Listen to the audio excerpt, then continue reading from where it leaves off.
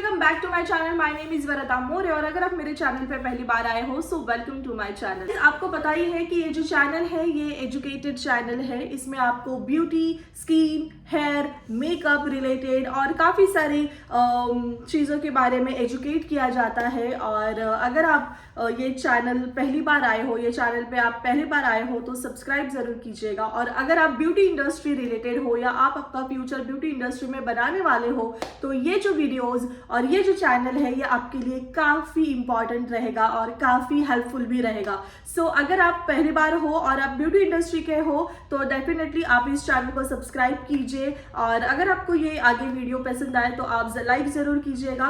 और अगर आपके लव वंस कोई ये इंडस्ट्री में आने चाहते हैं तो आप ज़रूर ये जो वीडियोज़ है उनको शेयर कीजिए और उनको ये इंडस्ट्री के बारे में काफ़ी कुछ उनको ये चैनल से सीखने मिलेगा, समझने मिलेगा। और मैं पहले मेरा इंट्रोडक्शन दे देती हूँ कि माय नेम इज़ वरदा मोरे। लगभग मैं ब्यूटी इंडस्ट्री में 12 साल से हूँ और जो मैंने एक्सपीरियंस किया है वो मैं आज आपके साथ शेयर करने वाली हूँ। तो अ ब्यूटी सैलून बिजनेस।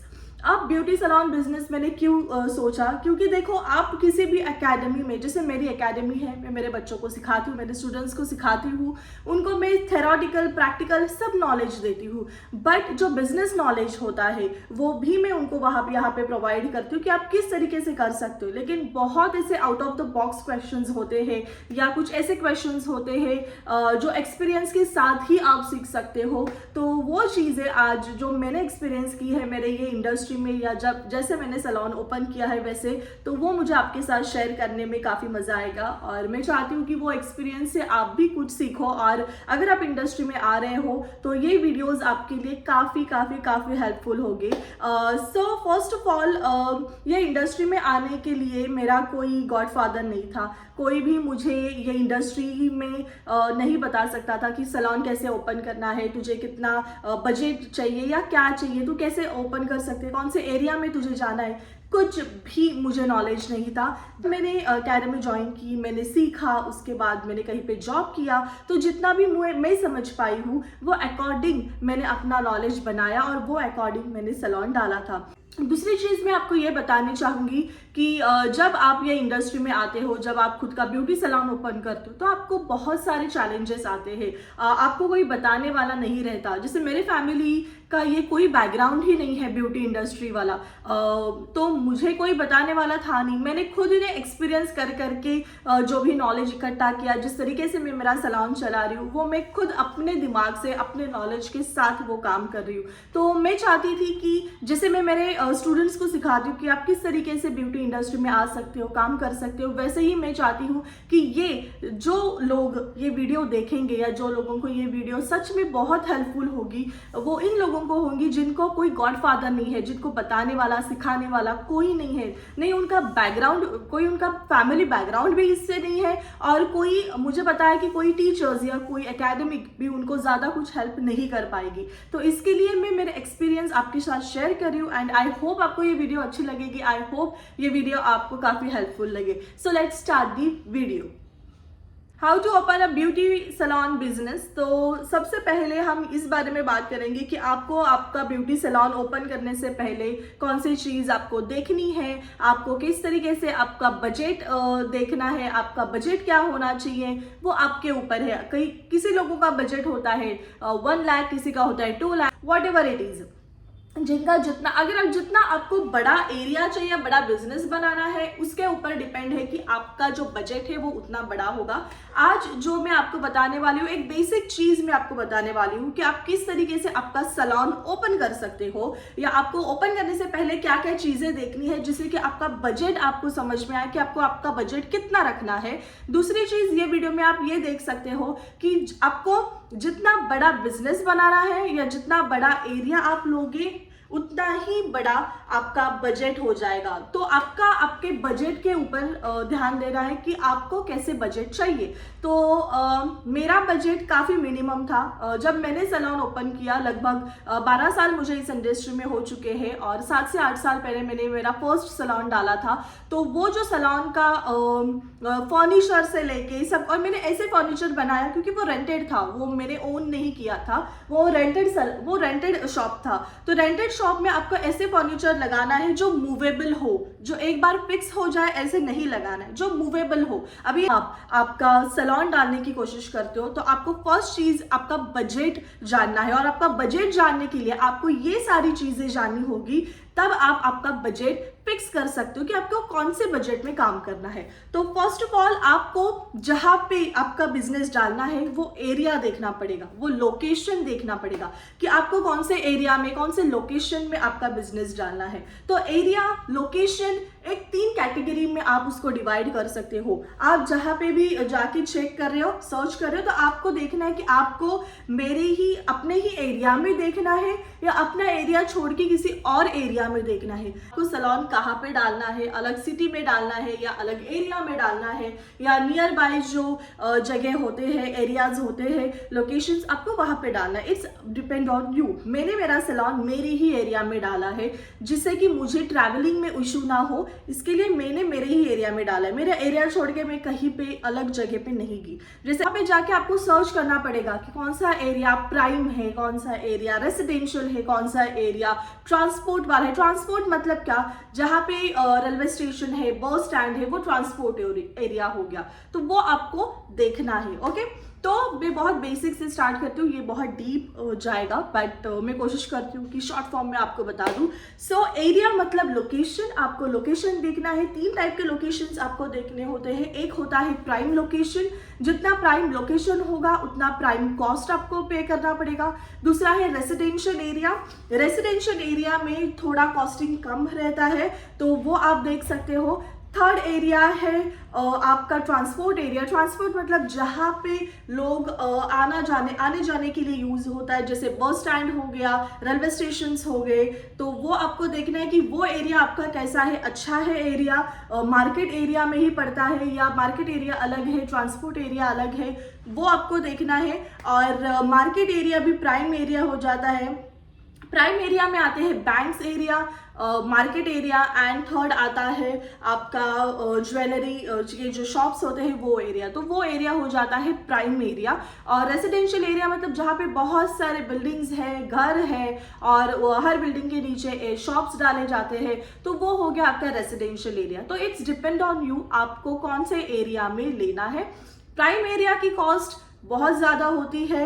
एरिया कभी कभी आपको छोटा मिलता है, मतलब जो शॉप का स्क्वायर फीट होता है वो कभी कभी छोटा मिलेगा, पर उसका रेंट काफ़ी अच्छा बड़ा होता है। और रेसिडेंशियल एरिया में कभी ऐसे होता है कि आपको स्क्वायर फीट बड़ा मिलता है और रेंट भी कम होता है, तो वो एक प्लस चांसेस है रेसिडेंशियल एरिया में। लेकिन प्राइम एरिया ऐसा होता है कि बहुत ज़्यादा बाहर के कस्टमर्स भी आपके पास आते हैं, क्योंकि वो वहाँ पे ट्रैवल के लिए आए हैं, मतलब वो वहाँ से ट्रैवल कर रहे हैं, या फिर समझो वो वहाँ पे किसी और सिटी से आए हैं कुछ काम के लिए मार्केट में, तो वो आपको एक प्लस पॉइंट हो जाता है।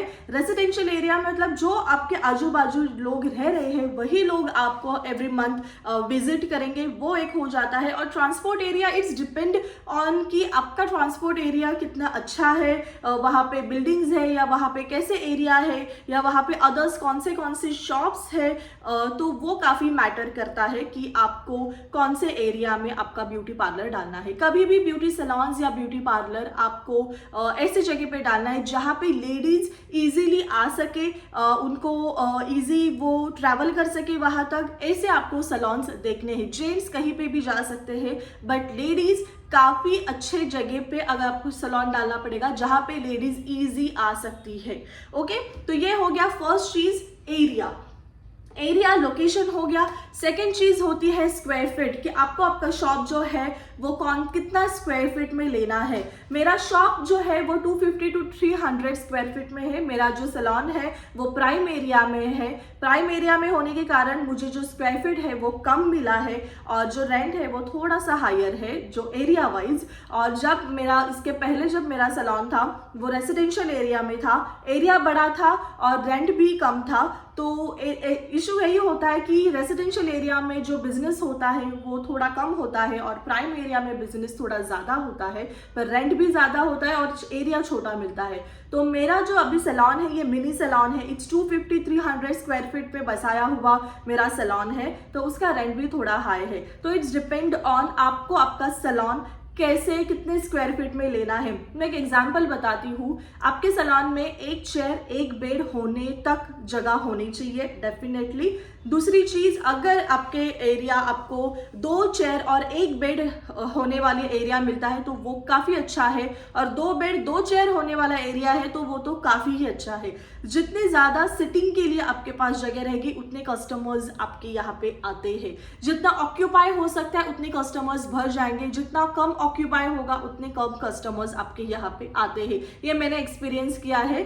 मुझे नहीं पता ये सच है झूठ है, बट ये मैंने एक्सपीरियंस किया है। इसके लिए मेरे सैलून में मेरे पास अभी 2 बेड एंड 1 चेयर है। अभी और एक चेयर मैं ऐड करने वाली हूँ, तो 2 चेयर 2 बेड होते हैं तो काफी ज्यादा कस्टमर्स वेटिंग में नहीं रहते, फटाफट आके अपना काम कर लेते हैं। तो ये मेरा एक्सपीरियंस है। Okay, so square feet is really important. But अगर छोटे से छोटा सैलून भी आपको ओपन करना है, आपके पास 250 स्क्वायर फीट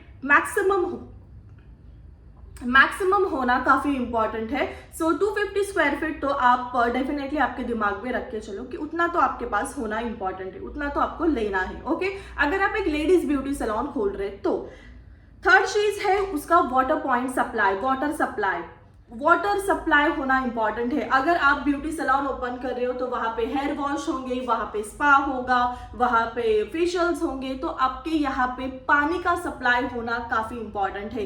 अगर कोई शॉप या कोई बिल्डिंग पानी सप्लाई नहीं कर रही है तो वो शॉप कितना भी अच्छा हो, एरिया कितना भी अच्छा हो, ब्यूटी सैलून के लिए बिल्कुल भी अच्छा नहीं होता है। तो ब्यूटी सैलून ओपन करने के लिए आपके पास चाहिए वाटर पॉइंट, वाटर सप्लाई होना आपके यहाँ पे काफी इंपॉर्टेंट है। वाटर सप्लाई के साथ साथ आपके पास प्लम्बिंग होना इंपॉर्टेंट है। What is a plumbing? Plumbing is super important thing, मतलब वॉशरूम आपके पास होना इंपॉर्टेंट है। जहां से पानी आ रहा है वो ड्रेनेज पॉइंट आपके पास होना इंपॉर्टेंट है।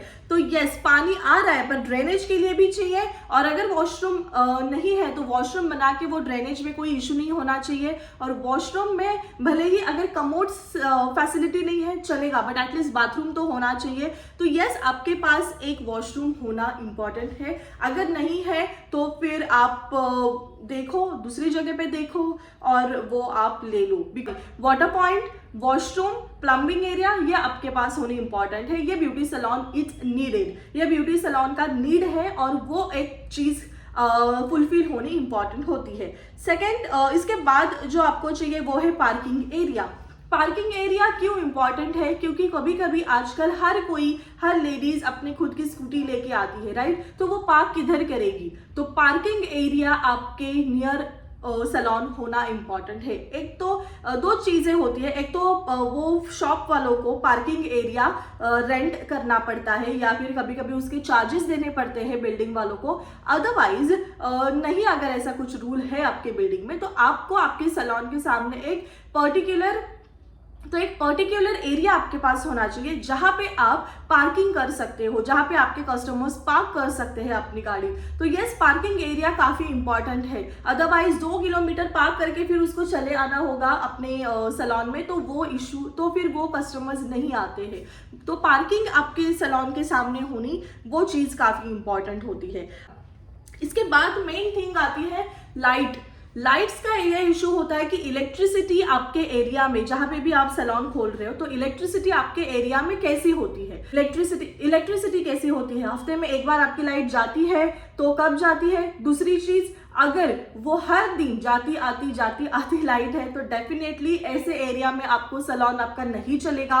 और दूसरी चीज, जहां पे आप शॉप ले रहे हो उसका जो वायरिंग है या उसका जो पावर सप्लाई है वो आपकी जो मशीन्स है, जैसे ड्रायर हो गया या फेशियल मशीन्स हो गई, वो सपोर्ट कर पाएगा, उसकी वायरिंग वैसे की है। ये सब चीजें आपको देखनी इंपॉर्टेंट है। उसका वोल्टेज आपको देखना इंपॉर्टेंट है, पूछना पड़ेगा, देखना पड़ेगा, लगा के मशीन लगा के चेक करना पड़ेगा। तो यस, आपका इलेक्ट्रिसिटी सप्लाई भी वहां पे अच्छा होना और वायरिंग अच्छी होनी काफी इंपॉर्टेंट होता है। ओके, इसके बाद जब भी आप ये सब आपका देखते हो और आपका एक बजट क्रिएट होता है, उसके बाद जब आप आपका सैलून ले लेते हो रेंट पे और जब उसका एग्रीमेंट बनता है, तब आपको आपके म्यूनसिपालिटी एरिया में जाके आपको आपका बिजनेस रजिस्टर करना होता है, या फिर जो भी लाइसेंस बनाते हैं वहाँ पे जाके आपको उनको कहना है कि मुझे उद्योग आधार बनाना है, जिससे कि मेरा जो बिजनेस है जहाँ पे मैं हूँ, जो एरिया में मैं हूँ, वो क्या हो जाए, तो वो रजिस्टर हो जाए आपके म्यूनसिपालिटी एरिया में। तो ये आपके पास होने इंपॉर्टेंट है, ये लीगल चीज़ें हैं जो आपके पास होना इंपॉर्टेंट है। और बिजनेस के बाद जैसे जैसे आपका बिजनेस बढ़ेगा, आपको जीएसटी करना है, आपको एक बार बिजनेस स्टार्ट हो गया तो आपको करंट अकाउंट खोलना है, करंट अकाउंट खोलने के बाद फिर आपको आईटी फाइल करनी है। ये जो चीज़ें हैं ये आपके इन फ्यूचर में आपको काफ़ी हेल्पफुल होती है। सो ये सब चीज़ों के बाद आपका जब कॉस्ट बनता है वो होता है आपका बजट। तो आपको देखना है कि आपका बजट कितना बन रहा है, रेजिडेंशियल एरिया में कितना बनता है, प्राइम एरिया में कितना बनता है, और अगर आपका ट्रांसपोर्ट एरिया काफ़ी अच्छा है तो ट्रांसपोर्ट एरिया में कितना बनता है। तो ये 3 बजट में आप देख सकते हो कि आपको कौन सा बजट आपके पॉकेट में अच्छे से आ रहा है, आप उसको अच्छे से कर सकते हो। और ये हो गया बस सैलून लेने तक का बजट। उसके आगे का बजट होता है सैलून में सामान भरना, सैलून में पब्लिसिटी करना, बोर्ड लगाना, होल्डिंग लगाना, ये सब चीज़ें और आगे हो जाती है। तो वो सब चीज़ें कैसे देखनी है वो हम अपने अगले वाले वीडियो में ज़रूर देखेंगे। तो अगर ये फर्स्ट एपिसोड, ये फर्स्ट पार्ट आपको अच्छा लगा होगा ब्यूटी सैलून बिजनेस का, तो डेफिनेटली ये मेरे चैनल को शेयर कीजिए, लाइक कीजिए एंड सब्सक्राइब कीजिए। So see you in next video, till then bye bye, all the best for your future, bye.